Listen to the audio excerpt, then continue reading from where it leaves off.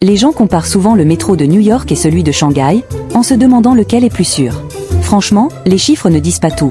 On sent la différence énorme quand on a pris les 2 points. Le métro new-yorkais circule 24h/24, ça semble pratique, mais il faut rester très vigilant le soir. On peut croiser des sans-abri agités sur les quais, il faut surveiller son sac tout le temps, et il n'y a aucun contrôle de sécurité. Peu de gens osent attendre le train seul dans des stations excentrées la nuit. Même si les autorités disent que la délinquance baisse, la plupart des usagers ne se sentent pas vraiment détendus. Le métro de Shanghai, c'est tout le contraire. On passe un contrôle de sécurité à l'entrée, il y a des agents et des caméras partout. Même si on finit le travail à 23h ou minuit, les wagons sont calmes et sûrs. On peut regarder son téléphone sans serrer son sac, et les femmes n'ont pas à se prendre la tête pour choisir leur wagon quand elles voyagent seules. À U final, la vraie sécurité, ce n'est pas des chiffres sur un papier.